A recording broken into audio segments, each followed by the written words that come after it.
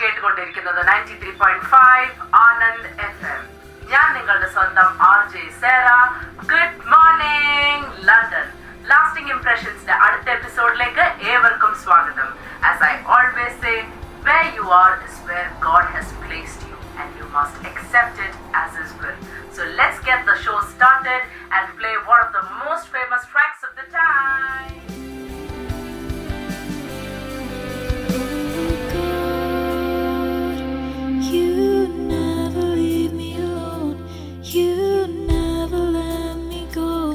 You're forever by my side.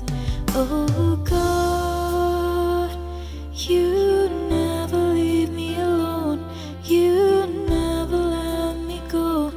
All my life, you shine like a light in the night. Through my life, you shine like a light in the night. Through my life, God, you never leave me alone.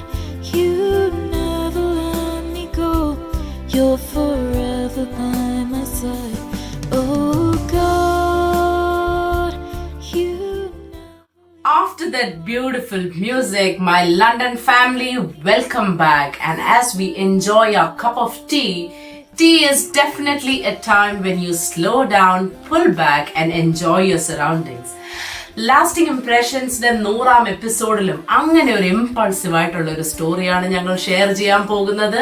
2020 വളരെയേറെ സ്വപ്നങ്ങളും ആഗ്രഹങ്ങളും അതിലേറെ ബാധ്യതകളുമായി UK കടന്നു വന്ന ഒരു പെൺകുട്ടിയുടെ ജീവിതാനുഭവങ്ങളാണ് ഞങ്ങൾ ഇന്ന് പങ്കുവെക്കാൻ പോകുന്നത്. So let's get started.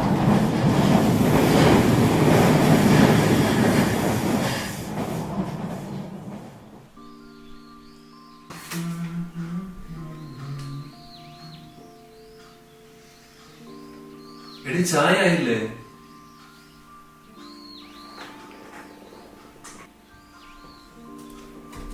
Good morning ചേട്ടാ. Good morning. ചായ കുഞ്ഞെണീറ്റില്ലേ ചേട്ടാ? അവൻ എണ്ണിട്ടില്ല, അവൻ ഇപ്പോഴും നല്ല ഉറപ്പാ. ഡേസി എന്തി?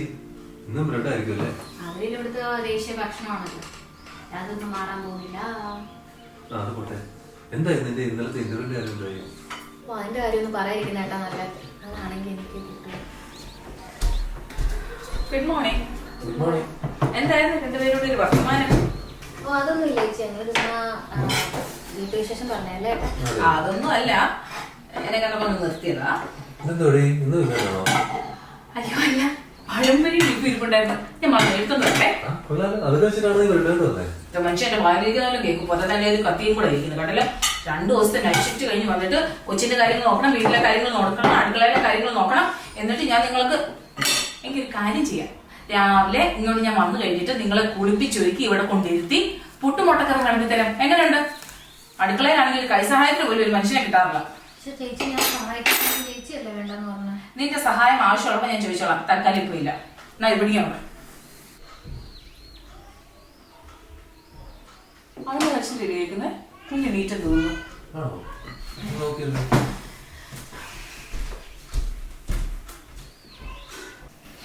അതെ, നീ നമുക്ക് ജോലിയുടെ കാര്യം പറഞ്ഞിട്ടുണ്ടായിരുന്നു. അതും കിട്ടത്തില്ല ചേട്ടാ. ഒരു കാര്യം ചെയ്യണം, നീ ആർട്ടുകളിലേക്കും പാട്ടൊക്കെ കുറച്ച് കുറയ്ക്കണം. ജോലിയുടെ കാര്യം കുറച്ച് സീരിയസ് ആയിട്ട് എടുക്കണം. നാട്ടിലെ കാര്യങ്ങളൊക്കെ അറിയാലോ, വീടാണ് ചെത്തിയുടെ വെക്കിലെത്തി നിൽക്കുക, ലോണ് കുറെ അടയാനുണ്ട്. ഞാൻ ശ്രമിക്കാനിട്ടല്ലല്ലോ ചേട്ടാ, ഞാൻ കുറെ എടുക്കുന്ന നോക്കുന്നുണ്ട്. അവൻ കിട്ടാത്തത് ഇപ്പൊ എനിക്ക് അറിയത്തില്ല. എനിക്കറിയാം നീ ശ്രമിക്കുന്നുണ്ടെന്ന്, പക്ഷെങ്കില് ഇവിടുത്തെ കാര്യം അറിയാലോ, ഡേസി ആണെങ്കിൽ ഇതൊക്കെ അറിഞ്ഞു കഴിഞ്ഞാൽ പ്രശ്നമാണ്. അതുകൊണ്ട് നിന്നെ വിഷമിക്കാൻ വേണ്ടി പറഞ്ഞതല്ല, നീ കാര്യങ്ങൾ കുറച്ചുകൂടി സീരിയസ് ആയിട്ട് എടുക്കണം. ഓക്കെ?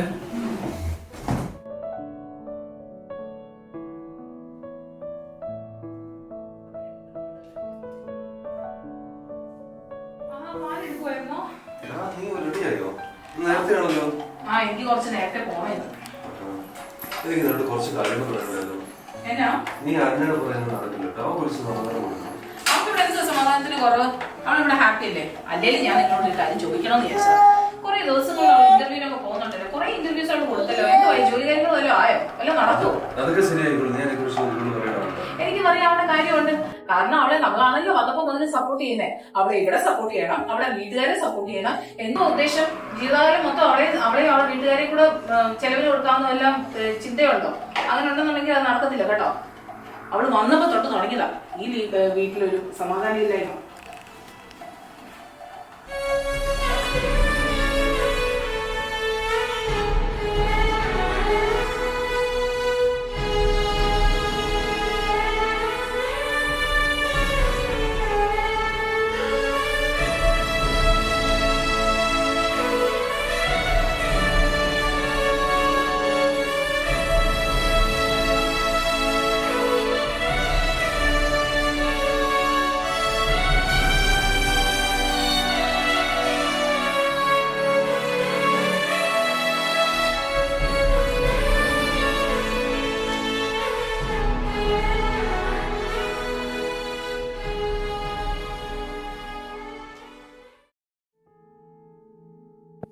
എനിക്ക് എല്ലാ പ്രശ്നവും അറിയാമേ. ഞാൻ ഇന്നലെ നോക്കിയതും കിട്ടിയില്ല. ഞാൻ ആ ജോലിക്കൊന്നും എന്നെ വിളിക്കാത്തത് ഞാൻ എന്ത് ചെയ്യാനാ? ഞാൻ ശ്രമിക്കുന്നുണ്ട് അമ്മ. ഞാൻ തിരിച്ചു വരട്ടെ, എനിക്ക് ഇവിടെ നിൽക്കാൻ തോന്നുന്നേ ഇല്ല. അതെനിക്കറിയാം, നമ്മുടെ കടങ്ങളും കാര്യങ്ങളും ഒക്കെ എനിക്കറിയാം.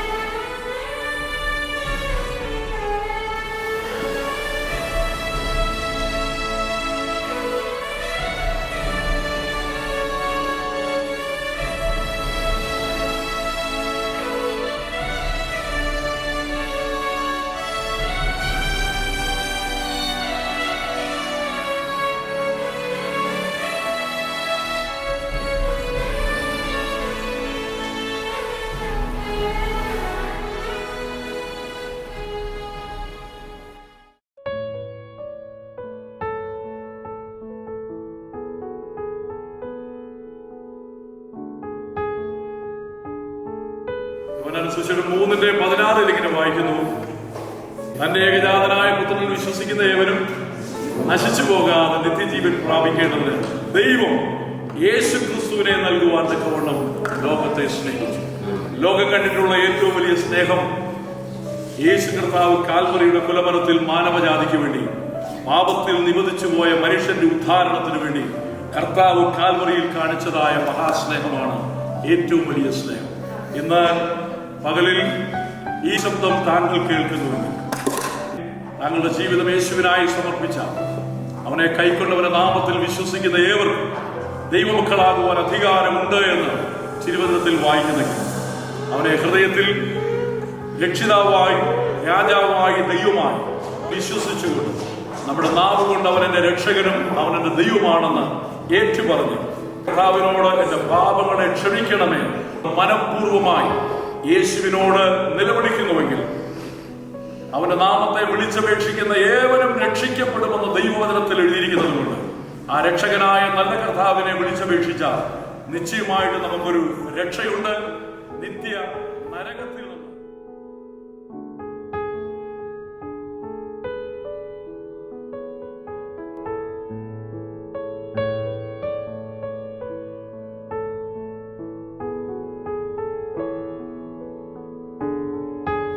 ലാസ്റ്റിംഗ് ഇംപ്രഷൻസിന്റെ 100ാം എപ്പിസോഡിലേക്ക് ഏവർക്കും സ്വാഗതം. ഇന്ന് നമ്മൾ ഇതുവരെ പങ്കുവെച്ചുകൊണ്ടിരുന്ന കഥയിലെ യൂത്ത് സ്റ്റാർ ആണ് ഇന്ന് ഈ ഷോയിലെ ഗസ്റ്റ് ആയിട്ട് വന്നിരിക്കുന്നത്. Welcome Anna Matthew to the show. Hi Sarah, thank you for having me here today. Oh, the pleasure is all mine. Before we wind up, there are quick few questions that I'd like to ask. ഇന്നത്തെ ഡേറ്റില് അന്ന മാത്യു ഒരു നല്ല റൈറ്ററാണ്, music കമ്പോസറാണ്, അനേകം പാട്ടുകൾ പാടിയിട്ടുണ്ട്, അത് social മീഡിയയിൽ ഹിറ്റായിട്ടുണ്ട്. Social മീഡിയയിൽ നല്ല ഫാൻ ഫോളോയിങ് ഉള്ള ഒരു കുട്ടിയാണ്, അനേകം ആർട്ടിക്കിൾ എഴുതിയിട്ടുണ്ട്, യൂത്തിന്റെ ഇടയ്ക്ക് നല്ലൊരു മിനിസ്ട്രി ഉണ്ട്. ഇതിനൊക്കെ കാരണമായി തീർന്ന ഒരു ഇൻസ്പിറേഷൻ അല്ലെങ്കിൽ ഒരു റീസൺ എന്താണ്? ജീവിതത്തിൽ പല പ്രശ്നങ്ങളും ഒറ്റപ്പെടലുകളും നേരിട്ട ഒരു സമയത്ത് യാദൃശികമായി ആരോ തന്ന ഒരു ട്രാക്ട് ഞാൻ അലക്ഷ്യമായിട്ട് എന്റെ ഫയലിൽ വെക്കുകയും ഞാൻ ജീവിതം അവസാനിപ്പിക്കണം എന്ന് തീരുമാനിച്ച ഒരു സമയത്ത് ആ ദൈവവചനമാണ് എന്നെ എന്റെ ജീവിതത്തിലേക്ക് തിരിച്ചു കൊണ്ടുവന്നത്. ആ ട്രാക്റ്റിന് അല്ലെങ്കിൽ ആ ദൈവവചനത്തിന് ഇന്ന് എന്റെ ജീവന്റെ വിലയുണ്ട്. ഞാൻ അന്ന് അതിലൂടെ രുചിച്ചറിഞ്ഞ ആ ദൈവത്തിന്റെ സ്നേഹം ഞാൻ മറ്റുള്ളവരിലേക്ക് എന്നെ കൊണ്ട് പറ്റാവുന്ന രീതിയിൽ ഞാൻ മാക്സിമം സ്പ്രെഡ് ചെയ്യാൻ ശ്രമിക്കുന്നുണ്ട്. Oh, very well said, very well said. One more quick one before we end the show. ഇന്ന് ഉള്ള ഈ ഫാൻ ഫോളോയിങ് അല്ലെ, സോഷ്യൽ മീഡിയയിലുള്ള ഫാൻ ഫോളോയിങ്ങിന് മെജോറിറ്റി നമ്മൾ എടുത്ത് നോക്കുവാണെങ്കിൽ യൂത്ത് ആണ്. ഈ പിള്ളേരൊക്കെ അവരവരുടെ വീട്ടിൽ നിന്ന് കംഫോർട്ട് സോണിൽ നിന്ന് പേരൻസിനൊക്കെ എടുത്തു നിന്ന് വിട്ടുപോയി യൂണിവേഴ്സിറ്റിയിലേക്കും കോളേജിലേക്കും ഒക്കെ പോകുന്ന ഈ ഒരു ഘട്ടത്തില് അവരോടൊക്കെ പറയാനുള്ള ഒരു മെസ്സേജ് എന്താണ്? ലോകത്തില് ഭയം ഇല്ലാത്തതായിട്ട് ആരുമില്ല. ചിലർക്ക് രോഗത്തിന് ഭയമുണ്ട്, ചിലർക്ക് ഭാവിയെ പറ്റി ഭയമുണ്ട്, ചിലർക്ക് നാളെ പറ്റി ഭയം. എല്ലാ ഭയങ്ങളെയും മാറ്റുന്ന ബലവാനായ ഒരു ദൈവമാണ് നമ്മുടെ കൂടെ ഉള്ളത്. ആ ദൈവത്തിൽ നമ്മൾ വിശ്വാസം അർപ്പിക്കുക. ആ ദൈവം തന്നെ നമ്മളെ മുന്നോട്ടുള്ള ജീവിതത്തിൽ സന്തോഷകരമായി വഴി നടത്തും. അന്ന മാത്യുവിന്റെ ഈ സ്റ്റോറി എക്സ്പീരിയൻസസ് ഒക്കെ നിങ്ങളെ പോസിറ്റീവായിട്ട് ഇൻഫ്ലുവൻസ് ചെയ്യുമെന്ന് ഞങ്ങൾ ആഗ്രഹിക്കുന്നു, പ്രതീക്ഷിക്കുന്നു. അടുത്ത വട്ടം ഒരു പുതിയ താരവുമായി പുതിയൊരു കഥയുമായി ഞങ്ങൾ നിങ്ങളുടെ അടുത്തേക്ക് വരുന്നതായിരിക്കും. അതുവരേക്കും സൈനിങ് ഓഫ് RJ Sarah.